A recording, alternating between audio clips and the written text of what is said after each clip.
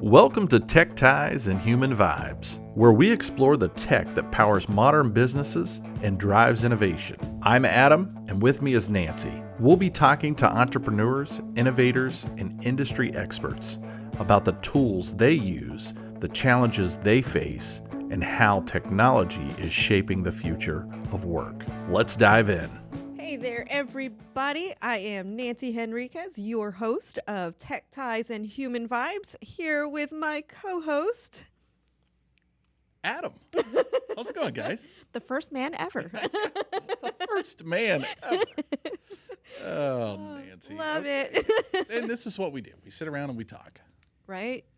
Well, today we're talking about one of your favorite subjects. I'm just saying it's your favorite subject. Yeah, let's talk about it. I don't even know what my favorite cookies? I love cookies too, but we're not talking about cookies. Oh, okay. You know, we do tend to talk about cookie cutters all the time. Oh, we do that. But today what we're going to talk about is just marketing gone wrong. Oh, You know, that's a so good topic. maybe it's like kind of when you bake cookies and you try to get them into like that really nice round shape and they don't come out that way. My cookies never come out round. You know there's a trick for that, right? Cookie cutters. No. Oh, what is that? I don't know. So I'm not a baker. as soon as I pull them out of the oven, I Yeah. take a cup like this Uh-huh. in the rim, And you squish it? and I just go around them like that. Oh, I would have Go squished around them. No. You turn the cup over and you just go around them, and it knocks all the edges in, and it makes a perfectly round cookie. it. Whoa. Yeah. You learn something new every Golly, day. man. Yeah, you've got to do that because it makes your cookies look really pretty. But that is beside the point. It's Well, all about how the cookies look, not how they taste. and you don't need a cookie cutter for that. No. You just need a cup. I mean, you do use cookie cutters for some types of cookies, but like if you're making chocolate chip cookies, right? Mhm. Yeah. You're not going to use a cookie cutter for chocolate chip cookies. So you round them out with a cup. Can you use a cookie cutter for chocolate chip cookies? I never have. I have no idea. I don't know if it's going to work. All right. Enough about cookies. Yeah. Let's get into That was marketing. I started it. It's my fault. a rabbit hole. And now I want cookies. All right. So- Well, let's talk about marketing. Marketing going Right. wrong. All right. Marketing gone wrong. Ooh. It's like anyway, I'm not going to get into that other analogy that I could use about things going wrong. Yes. Let's not. Marketing can go wrong. Oh, It's yeah. gone wrong many times for many different companies. All right, Adam. With all of these different marketing gone wrong things, what's the one thing that you would say that a small business does that instantly makes you cringe? I would say, and I wrote this down because I had these answers prior to this podcast. Ignore customer feedback. Okay. And let me give you an example. Okay. Because I've actually done this. Like I've looked out at restaurants because I like to eat. So I'll often look at Google reviews on restaurants. We And go from cookies to restaurants. It's an ongoing I like theme to here. eat. What can I say? That's the human part. We got to eat. And so when I go out and look at these restaurants, right, if it's rated below like a 4, and it might have, I don't know, let's say it's rated a 3.9, but it has like 4,000 reviews. I'll go down through and I'll read the top like years worth of reviews, right, to make Okay. sure. And if they're all good, and if the customer, or when the customer leaves a review, if the client or the restaurant owner, if they comment underneath of that, Mhm. that's a big deal for me. That shows me that they actually care about their product, Yep. and I'll actually go to that restaurant. Even if it's a 3.4 or 3.8, if they're commenting underneath, Mm. then I will go service that restaurant, or not service it. They're servicing me. I'm just saying. I will go to that I restaurant. mean, you will go service So- your stomach. I will go service my stomach. But if they do not, if they just ignore their customer feedback, yeah, I don't want anything to do with them. Okay, I can see that as definitely one thing that would make you cringe. And that's not even like as a marketer, that's just as a person, right? Like yeah. like you have to care. You As, should. as you a business should owner, care. we've got so many options now, whether it's a restaurant, whether it's service Listen. provider, regardless of what it is. We have so many options. Yes, and nobody likes to be told that they're doing a horrible job, but if they're told, then they can change. Right? Exactly. I And think that's so part of it, I right? think it is too. I Part think of it is too. business. You got to learn. You got to learn, and the people that you have to learn from are your customers first and foremost, 100%. Yeah. right? Unless you're like serving the wrong kind of people. Which goes That's possible. to, the one thing that does make me cringe is when you market to the wrong people. Yeah. Like, it's such a waste of time and money and effort, and It's a bad idea. 100%. Yeah. So that's the one thing that makes me cringe when it's like, I'm going to go right back to restaurants. It's a theme here. Always food related. It's always food related with us. We got to tell the story of how we met, and things will all make sense, I think, when that happens. Why we're connected with food. But so for me, it's like those restaurants that are like steakhouses, and they are beautiful imagery of these beautiful steaks, but it's like in the middle of LA where most people are vegan. Oh, yes. Like, totally just wrong audience. You're not talking to the right people. You're in the wrong spot. Yeah. So it's for me, that's one of those cringes. Like, know your audience, know where to be. Yeah, I could see that. I 100%. Oh, I had to go with that. Anyway, so that's the one thing that makes me cringe. But marketing changes over the years. Some things makes us cringe now, but LA used to not be all vegans. Oh, there you say it used to not Most be cringy. Sorry. No. Anyway, things change, and therefore marketing has to change. The tactics have to change. So what are some of the things that have gone wrong, or that you feel like have changed over the years, and maybe for the better?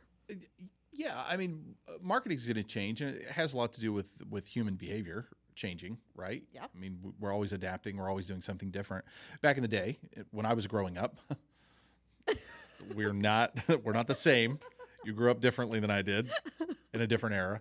But when I grew up, I had to get up to turn the channel.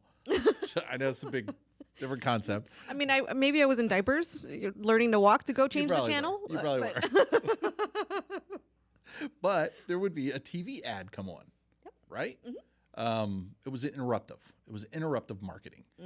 Even in the early days of websites, there were banner ads, right? Oh yeah. Radio spots.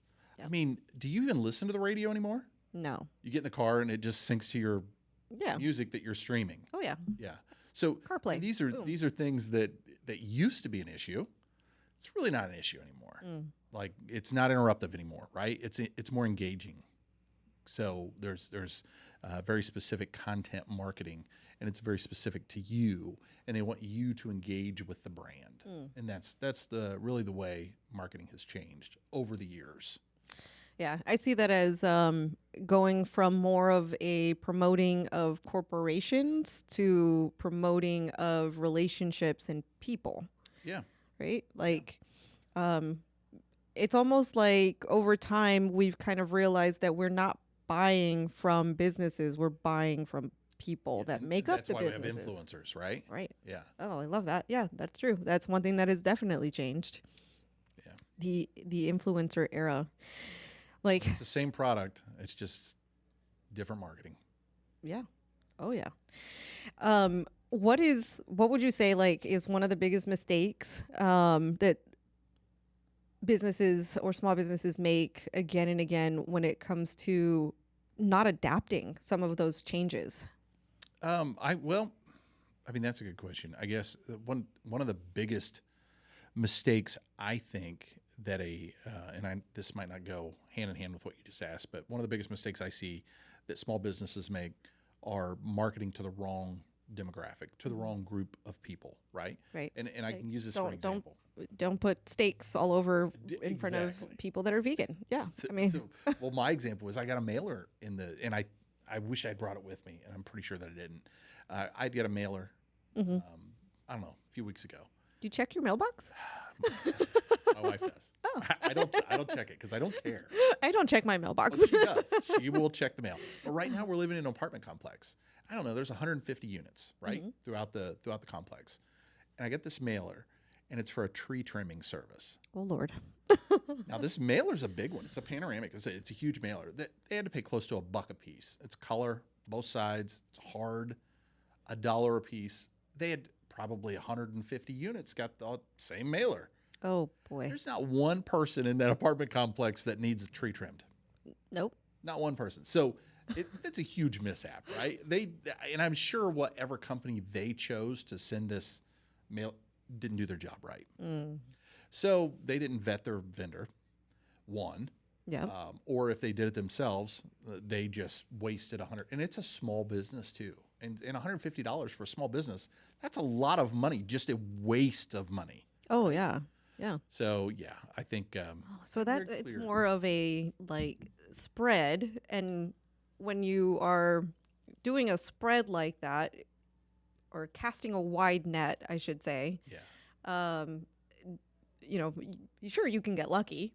Like maybe there's someone in your apartment complex that Maybe. planted a tree somewhere. So But you there are may get companies- lucky. There are companies out there you can But- say, I want to send 1,000 mailers out, Yep. right? Maybe they have $1,000, their budget's 1,000. I want to send 1,000 mailers out to this zip code, exclude all apartments. There are companies out there that'll do that. Yeah, absolutely. It's a So- tailored approach. Yeah, you know. Yeah, that, and just to realize like you're spending so much money, time, effort to not get a single dime in return at all. But then like, do you continue? If you're not monitoring that and you're not realizing where you're putting all of those efforts and what you're getting back, that's another mistake, is continuing to invest in something that And that's why Isn't people right. say, hey, direct mail doesn't work. Well, it does, but you got to do it right. right. So you have to be more of a sniper than, throwing a bomb out there. Right. Yeah. And the bomb, you might get one every once in a while, right? Right. But Yeah. it's kind of Like, someone might own a tree somewhere. No, are we allowed to say bomb? I'm not even sure if we're allowed to do that. Marketing bombs Oh, yeah. that fail. Yeah. I mean, oh, geez. Yeah. But, that goes right back to one of the things that we talk about over and over again, which is like knowing your customer, knowing your ideal client profile, Yeah. understanding your audience, important. where they are, right? Because otherwise you won't get the results that you want because it's not going to work. Market to the people you know. Yeah, absolutely. So we've talked about, marketing to the right audience and all of that. I know that you have to have an example somewhere of something like that backfiring, or just a marketing campaign completely misfiring, because it happens. It does. Right? It does. And then how do you recover from that? Listen, I think the famous one is the Pepsi one. Okay. You remember the Pepsi commercial? Okay, I actually brought this up because I still don't remember the date, and I didn't Google the date. But Pepsi back in the day offered a free jet fighter for anybody that had 7 million Pepsi points. Now they did the math and they thought, okay, is this realistic for someone to capture 7 million Pepsi points? Like, I think it was so many points for taking the lid off of a can or a bottle, or so many points on each 12 pack or 24 pack. So, they did but they also offered a place where you could buy Pepsi points. This guy purchased Pepsi points, and he had, I don't remember what his name was, Leonard something or other. John Leonard. Yeah. He sued Pepsi for false advertisement for him getting 7 million points and them not ponying up that jet fighter. Oof. So that's really it's a bad thing, right? That's a marketing blunder that So basically, don't make promises you can't deliver. it's horrible. I mean, there's many, many more. There's even current ones that I will stay out of it because it's more political. But yeah, there are just so many bad things. Know your demographic. Don't make promises you can't keep. Yep. And do the math to make sure that it's even possible that someone can come up with something so far out there. I know when it comes to like marketing and building a budget for marketing and all of that, there's, you have to understand that there's going to be trial and error, right? So there's going to be some of that money that is part of the experimentation that goes into finding the right language, the right like Yeah. pinpointing the right steps that you need in order to market. But like I, I just feel like like if you don't actually pay attention to the budget and where it's going and how you're splitting that up, like you're losing a lot more money than you would be if you're not really paying close attention and understanding the fact that yes, some of that is going to be a loss, but part of that journey is making sure that you pinpoint the right one so that when you get the right strategy, you can then go full force into investing in that. And I think that that's another mistake that people make, which is not thinking about that in planning, budgeting, time wise, how long is it going to take, and the fact that you have to pivot. You have to make those changes and probably really quickly. So you have to have someone that's looking into these things and the performance of it, right? In order for you to really truly capture what your ROI is. Yeah. Yeah. You definitely want to track that. I mean, it's for anybody to market and not track ROI. I mean, that's kind of just throwing the bomb out there, right? Yep. You're just spraying it and just hoping you hit somebody. Oh, yeah. And, I feel like that's something that a lot of the times small businesses do wrong, ultimately speaking, when it comes into that is either not paying attention to the actual like marketing efforts, the different strategies that they're going through. But especially when they have limited budgets, that's something that like what people don't realize is that they're spending a lot more in continuing to do something that may not yield the results that they're looking for rather than paying attention to it and quickly pivoting. Yeah. Yeah. I agree. If you're just randomly if you have a limited budget and you're randomly marketing, right? It's called the marketing mix. Okay. It's called the marketing mix for a reason. It's not, it's marketing mix because I post billboards. No, that's one type of marketing. And will that work? To an extent. Will direct mail work? To an extent. Will commercials work? To an extent. But if you work them all together, that's when things start working for you, right? Because it's about brand awareness. So don't just randomly do something and think, I'm going to run an ad in the newspaper and I'm going to get 500 contacts from it. It's not going to happen. Right. Yeah. And so it's consistency and it is a marketing mix. Yeah. So don't just be super random. Ooh. See, and that goes to another mistake I think that happens in marketing, which is not doing your research. Yeah. Not doing your research, not understanding who you are, what you do, what you're good at, and who your customer is. All of those answers come from that deep knowledge and understanding of who your customer is and where they are. Yeah, that's how true. to talk to them. That is true. Know your ICP. Yeah. And, I have to go back and bring up the fact that a lot of, I would say, service providers that, have deep expertise in what they do, they don't often look at what their customers do and trying to understand what makes them tick.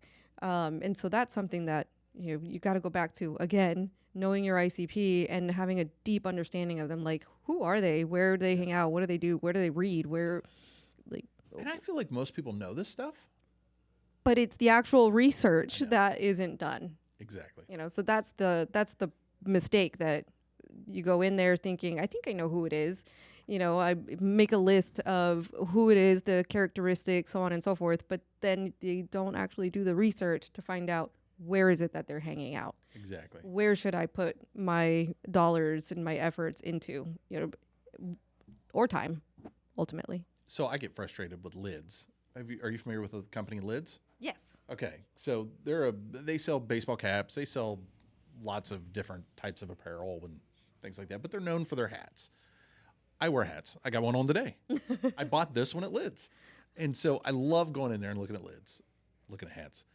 The problem is they send me these emails all the time. And they're always sports related. I don't like sports. So it's like they'll say 20% off of fan apparel. Like, well, that's a waste because I can't use that on any hat that I would ever buy. So I'm not buying a hat that says Cleveland Browns or whatever. Sorry, just, from Ohio originally. So, that would be the team that I would have to cheer for. The Buckeyes, right? Yeah. I'm not buying a sports related hat, but I will buy a cultured hat or they call them something else. But anyway, they just recently put a tab on their page to where you can find other hats. Just Ooh. recently. Like one with bacon on top?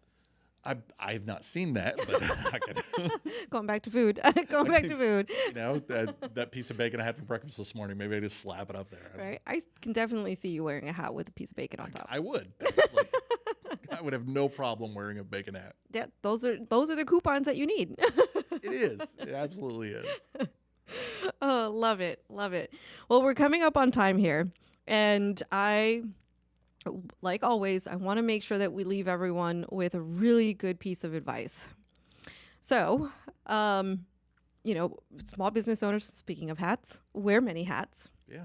So what's one marketing task that you would say if somebody were to like delegate or outsource right now, what should that thing be, especially with all the mistakes that we're talking about? What are they looking to I'm sorry, ask the question again. Ask it in a different format so I can understand it. Sorry. What is something that a small business owner looking to take off a hat? Okay.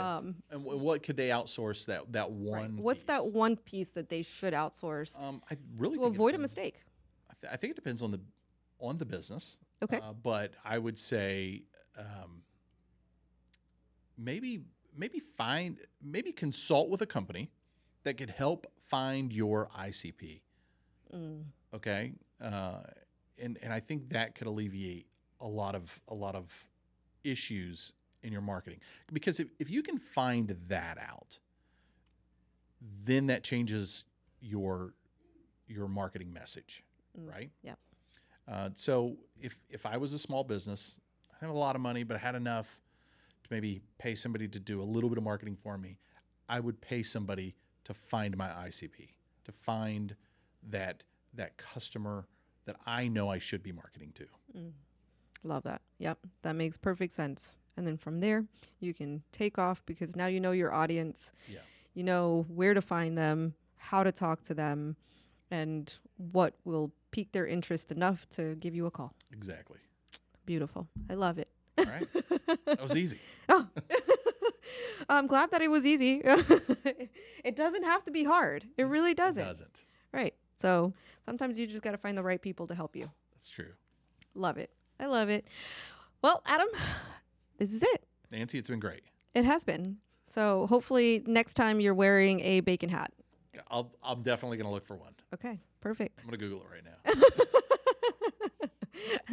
And audience, if you're out there and you know where to find a bacon hat, let Adam know where to find it. It'd be great. And find me a cheeseburger one. All right. Well, as always, if you are looking for help when it comes to sales, marketing, or operations for your small business, Sybil Consulting Group is the place to go. So you can join us at sybilconsultinggroup.com, join our free community for all the resources that you need. And of course, we're always there hanging out and can answer any questions that you post. So if you have any questions for us, feel free to reach out. Let us know. That's right. And we'll see you next time on Tech Ties and Human Vibes. Thanks, guys.